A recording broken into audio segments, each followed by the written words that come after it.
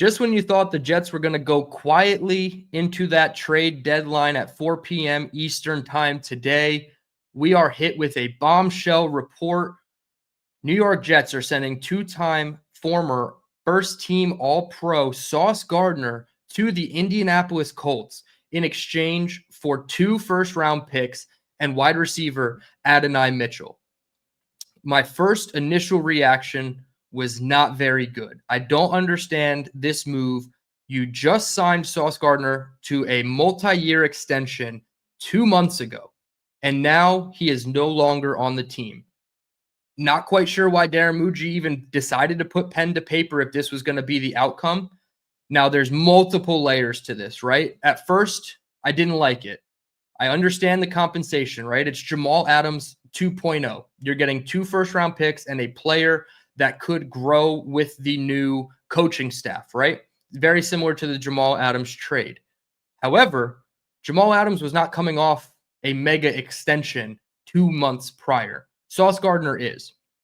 Now, you can look at this numerous ways, right? The Jets wanted to acquire as much top-end premium draft capital as possible because they are, in the very near future, going to select a rookie quarterback in the draft. So now you have 2 first-round picks in 2026 and 2 first-round picks in 2027.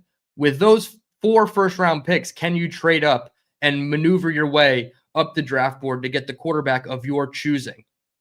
Probably the most likely scenario.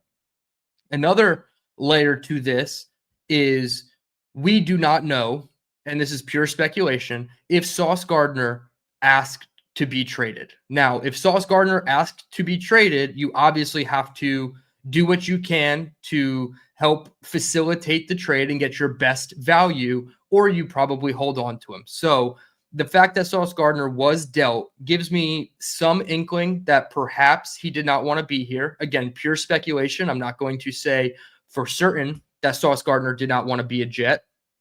Obviously, he just signed the deal to be a Jet through his age 30 season. So it seemed like he was ready to be here for the long haul. Now, the Jets drafted Azariah Thomas in the 3rd round of the most recent draft in 2025. Obviously, he's going to be your starter moving forward opposite Brandon Stevens. So you go from all-pro talent to a rookie, and that's going to leave, a bit of a deficit on your back end. I thought when Sauce Gardner was hurt this past week against the Cincinnati Bengals, the secondary did okay, moderately okay. AZ specifically allowed a 44-yard touchdown to T. Higgins where he got burnt. And then he also had a near interception on the right-hand sideline where he had his feet out of bounds, so it was technically illegal touching. But AZ is going to have his rookie lumps throughout the rest of this season, and that's fine. I always thought that AZ was going to be insurance for if Brandon Stevens didn't work out. Obviously, that's not the case. He's going to be the starter opposite Stevens, and now Jarvis Brownlee still in the slot. Your cornerback room looks completely different. You come into the season, you have Sauce Gardner on a multi-year extension. You have Brandon Stevens, a 3-year deal out of free agency. And then you have Michael Carter in the 2nd year of his 3-year deal. Now, fast forward 9 weeks later, the only one remaining is Brandon Stevens. And you have 2 new faces in the room in AZ and Jarvis Brownlee in your cornerback room. So definitely going to be a bit of a talent drop-off for the rest of the season. I thought Sauce was on pace for at least a 2nd-team All-Pro this year. I thought he had improved his tackling. His coverage numbers were still very good. Obviously, the interceptions were lacking, but that's always been the case with Sauce Gardner. So I'm very conflicted on how to feel about this, and I'm just being completely honest with my initial raw reaction. I don't like trading away good players from this team. Keep your talent as much as you can. Do not hamstring your coaching staff by depleting your talent. Now, if and only if Darren Muji is able to hit on these draft picks moving forward, obviously the Jamal Adams trade netted us Garrett Wilson and Elijah Vera Tucker. Now, if the Jets can couple these picks into good players, now I'm not saying they're going to get Sauce Gardner level players, but if they can couple these draft picks into the quarterback who they believe is going to be the future and the franchise of this team, and another player out of this trade, then perhaps you look like winners at the end of all this. Also, AD Mitchell needs to drastically improve because he is the reason that Indianapolis has one of their losses on the schedule. He had some very critical errors in their first loss of the season and negated multiple big plays due to boneheaded penalties. So I'm not a huge AD Mitchell fan. However, one of the stipulations with me trading away players, if I was looking at Daramuji, was I wanted to see you acquire young players with multiple years of contractual obligation. So they did that, right? With AD Mitchell, he still has a couple years left on his deal.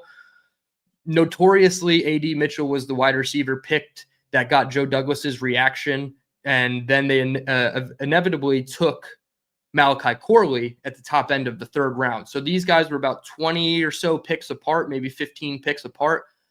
AD Mitchell was not the guy I wanted, although if they see AD Mitchell as a fit and they can kind of straighten him out, much like they have done with Jarvis Brownlee in the nickel, then perhaps it looks like a win for the Jets. But on its surface, sure, 2 first-round picks and a player sound really great for Sauce Gardner, but we're talking about Sauce Gardner here, right? A 2-time first-team All-Pro on his way to potentially being a second-team All-Pro this year. Not quite sure how to feel, and I've said that multiple times already in this video. I don't know how to feel. I want the Jets to make right by the players that don't want to be here. I've said this about Quinnen Williams. If he didn't want to be here because the timelines didn't match up, you have to explore a trade for Quinnen. I didn't think that would be the case for Sauce Gardner. Inevitably, it was. And again, not going to speculate on whether Sauce wanted to leave completely. I'm not going to say he did, not going to say he didn't, but that is what this trade is kind of alerting me to, because nobody had Sauce Gardner being traded on their bingo cards. All the reporters were saying other names from the Jets defense, obviously Breece Hall from the offensive side of the ball as well. Even Michael Clemens was rumored to be talked about in trades between the Jets and other teams. So Sauce Gardner, certainly very surprising. I did not have this at all on my radar. Really unfortunate that we don't get to see what Sauce can become in this defense, under Aaron Glenn, because I thought he would be the perfect player under Aaron Glenn as a long press man, physical corner who's going to be able to do the dirty work for you. And it felt like he was able to do a lot of that dirty work this year, right? No missed tackles over the last 5 or 6 games for Sauce. His coverage grades and coverage abilities were still really good. I understand he got burnt on a couple touchdowns this year. So really, really multiple ways to look at this. You can look at it as they're getting their ammo for a quarterback, which is all well and good as long as they hit on those picks. And you can also look at it as maybe Sauce Gardner didn't want to be here, and maybe the Jets are just doing right by the player, getting the best return they can.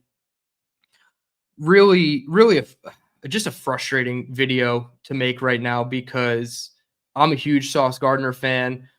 One of the few jerseys that I own that was of an active player on the team. I'm sitting here looking at a Justin Fields and a Sauce Gardner jersey, and it looks like probably neither of them are going to be on the team next year, if I had to guess. Obviously, maybe Fields just because of the cap hit. But man, this is a blockbuster trade, absolutely. So the Jets acquired 2 wide receivers at the deadline. John Mechie III last week from the Eagles in the Michael Carter II trade. And now they get A.D. Mitchell from the Colts in the Sauce Gardner trade. So they swap out cornerbacks for wide receivers. They clearly get less talented in their cornerback room, and you're banking on rookie A.Z. Thomas continuing to improve down the stretch of the season, which I think he can do. But man, it's tough to see Sauce Gardner go. Maybe as a fan base, we'll have less fighting and arguing about what Sauce Gardner's talent level really is. I know there were some fans out there that think he's bad still, and there's some that think he's, top of the line elite. I think he's still a top 5 corner in this league. Obviously, I think outside of Patrick Surtain, you really find it hard to find names that are better than Sauce Gardner. So really, really frustrating trade that's going on right now. And hopefully this is the last of the big blockbuster trades that the Jets are doing, because I really don't want to see the Jets make any more trades of good, talented people sending away for maybe not necessarily pennies on the dollar in this case, but other trade rumors and reported returns like Jermaine Johnson for a 3rd round pick or Will McDonald for a 4th round pick. That is not good return on your investment. So Sauce Gardner, you at least get multiple firsts and a wide receiver, so you can kind of see the silver lining. But now the onus is directly placed on general manager Darren Muji and head coach Aaron Glenn to make the right decisions with these 1st round picks. And obviously you need to see them develop AD Mitchell. Hopefully he can be somewhat closer to your wide receiver 2 of this offense opposite Garrett Wilson. I think Garrett Wilson and AD Mitchell is a nice 1-2 punch for a quarterback in Justin Fields, who has been struggling for much of this season. But again, AD Mitchell comes with a ton of flaws. He was in the doghouse in Indianapolis. So a lot to unpack. We will continue unpacking it on the channel all week long, as well as any other moves that the Jets may make in the next 2.5 hours before the 4 p.m. trade deadline. That's going to do it for me. Hit the like button on your way out. Subscribe if you're new. Comment down below. Did you think this is a fair trade? Do you think the Jets won? Do you think the Jets lost? How do you see AD Mitchell playing out in this offense under Tanner Engstrand with Justin Fields at quarterback? I'm DT signing off. I'll be back tonight with our guy Dom C breaking down college quarterbacks. So that will be on your feed tomorrow morning right here. I appreciate everybody tuning in. And until next time, let's go Jets.